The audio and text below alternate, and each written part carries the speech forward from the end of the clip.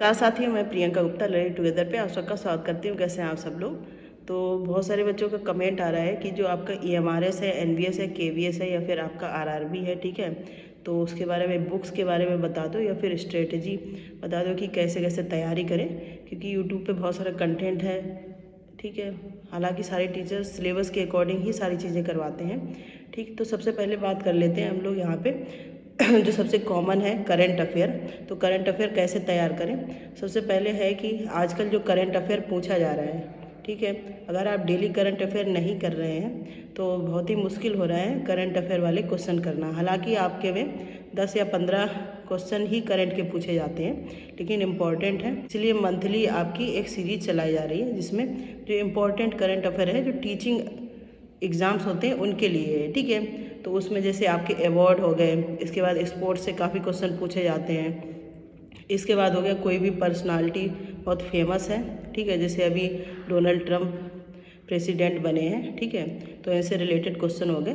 इसके बाद तो करंट के आपके टॉपिक वहाँ से तैयार हो जाएंगे, करंट आप वहाँ से कर सकते हैं। अदरवाइज आप अगर कहीं पे क्लासेस कर रहे हैं तो आप वहीं टीचर से करिए, ठीक है, लेकिन डेली बेसिस पे करिए, प्लस रिवीजन भी करिए, ठीक है।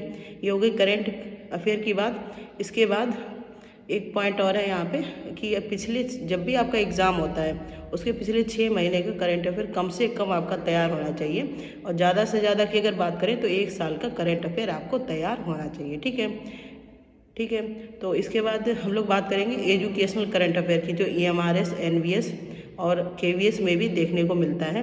तो एजुकेशनल करंट अफेयर में क्या हो गया, जैसे एजुकेशन से रिलेटेड जितनी स्कीम्स हो गई, ठीक है, कोई नई योजना निकली है, लड़कियों के लिए निकली है या फिर एससी कैटेगरी के लिए निकली है, ठीक है, ओबीसी के लिए, मतलब किसी के लिए भी जो योजनाएं निकलती हैं जो एजुकेशन से रिलेटेड हैं, ठीक है, या फिर कोई स्कीम लॉन्च की गई, कोई प्लेटफॉर्म लॉन्च किया गया है या फिर कोई ऐप लॉन्च किया गया है इससे रिलेटेड, तो वो सब आपका एजुकेशन करंट अफेयर में आ जाता है, जिसकी भी क्लासेस पिछली साल से ही हम लोग कर रहे हैं, ठीक है। जो भी इम्पोर्टेंट टॉपिक होता है उसकी मैं क्लास लेके आती हूँ, सबकी प्लेलिस्ट बनी हुई है, वहाँ से आप चेक कर सकते हैं। अदरवाइज अब ऑफिशियल वेबसाइट है, जैसे मिनिस्ट्री ऑफ एजुकेशन है, ठीक है, वहाँ से देख सकते हैं, एनसीईआरटी की वेबसाइट है, वहाँ से देख सकते हैं। इसके अलावा जो आपकी इम्पोर्टेंट है, जैसे स्वयं है, स्वयं प्रभा है, ये सब है, यहाँ पे भी आपको बहुत सारी चीज़ें, बहुत सारे कंटेंट मिल जाएगा इससे रिलेटेड, तो वहाँ पे आप विजिट कर सकते हैं, ठीक है। नहीं तो आप प्लेलिस्ट चेक करिए, मैं ढूंढ के जो जैसे प्रीवियस ईयर जो क्वेश्चन आते हैं वहाँ पे कौन सी स्कीम पूछी गई है तो वो आपको करवा रही हूँ, आप वहाँ से भी कर सकते हैं, ठीक है। इसके बाद हम लोग बात करेंगे रीजनिंग की। तो रीजनिंग आपका सिंपल है, लेकिन हाँ कुछ बच्चों को टफ लगता है, उसके लिए भी क्लासेस हो रही हैं जिसमें प्रीवियस ईयर, उसमें आप केवल प्रीवियस ईयर करें, आपका रीजनिंग बहुत अच्छा हो जाएगा। और रीजनिंग का एक ही फंडा है कि आप उसकी प्रैक्टिस ज़्यादा करें, ठीक है। सिंपल से क्वेश्चन आते हैं टीचिंग एग्जाम्स में, इतने बहुत हाई लेवल के नहीं आते कि एसएससी वगैरह के जैसे आते हैं, उस तरीके से नहीं आते हैं, ठीक है।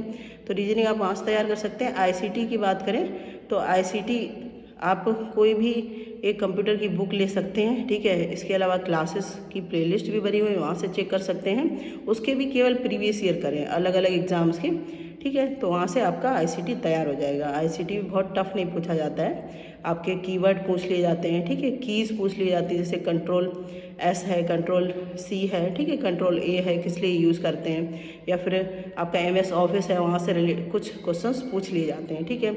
इसके बाद आईसीटी हो गया आपका।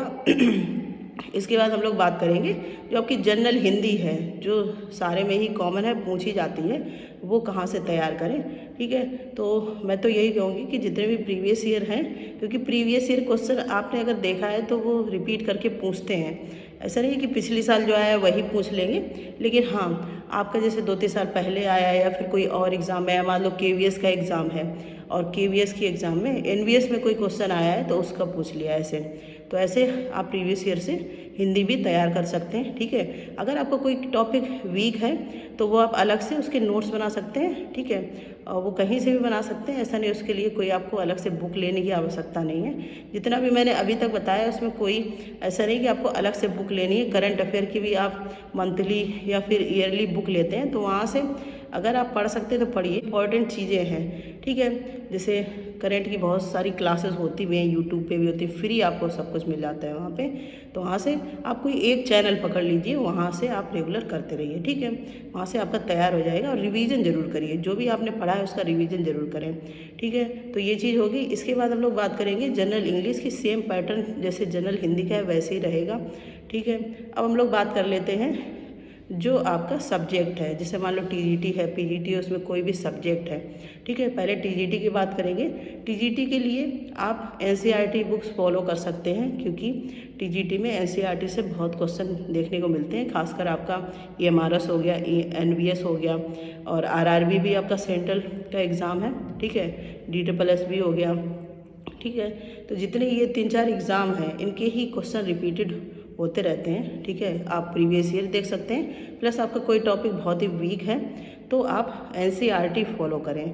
इसके अलावा और मार्केट में बहुत सारी बुक्स आती हैं मैथ वगैरह की अलग अलग, ठीक है। जैसे मैथ सब्जेक्ट अगर टीजीटी मैथ का है आपका, ठीक, तो उससे कोई मतलब नहीं है, आप एनसीईआरटी करें।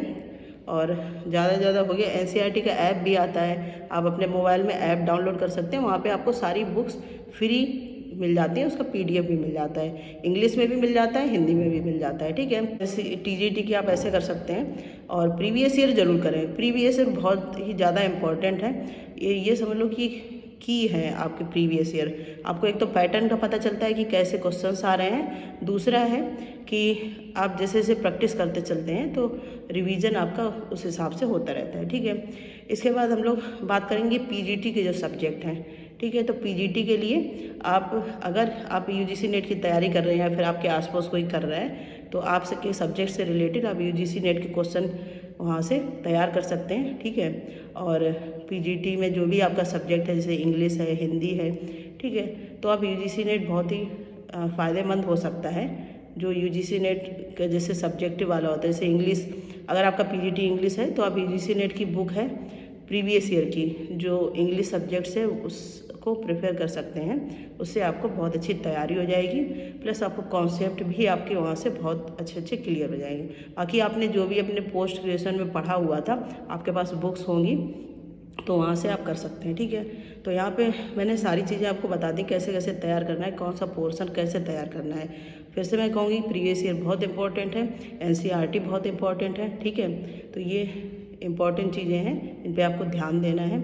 इसके अलावा हम लोग बात करेंगे कि नोटिफिकेशन कब आएगा, जो सबसे बड़ा मुद्दा है कि नोटिफिकेशन तो मैम आ नहीं रहा है, तो हमारी पढ़ाई भी नहीं हो रही है, पढ़ाई में मन ही नहीं लगता है, ठीक है।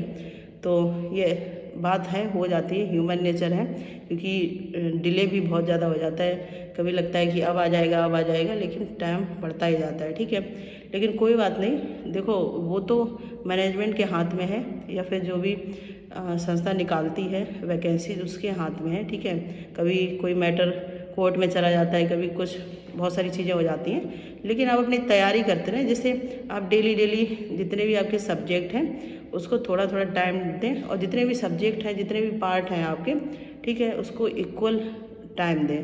क्योंकि जब तक आपका नोटिफिकेशन आएगा, अगर अभी से आप टाइम दे रहे हैं तो आपका बहुत सारा कंटेंट तैयार हो जाएगा, बहुत सारे प्रीवियस ईयर क्वेश्चन तैयार हो जाएंगे। इसीलिए मैंने 2-3 सीरीज चलाई हुई हैं जहाँ पे हम लोग प्रीवियस ईयर सॉल्व कर रहे हैं, तो आप उसको भी देख सकते हैं, ठीक है।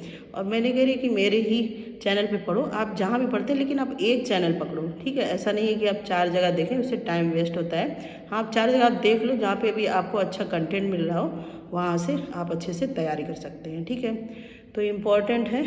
और रिवीजन ज़्यादा करें। अगर आपने बहुत सारा पढ़ लिया है, रिवीजन नहीं किया है, तब भी आप सिलेक्शन से दूर हो सकते हैं। तो इम्पॉर्टेंट चीज़ें थी, इनके बारे में काफ़ी कमेंट आते हैं बच्चे को, तो मैंने सोचा इस पर थोड़ा सा वीडियो बनाया जाए, जिससे को आप उस हिसाब से तैयारी कर पाएँ, ठीक है। तो ये मेरी स्ट्रेटजी है या फिर मेरे अनुभव हैं जो मैं आपको बता रही हूँ। बाकी आप अपने हिसाब से भी कर सकते हैं सारी चीज़ें, ठीक है।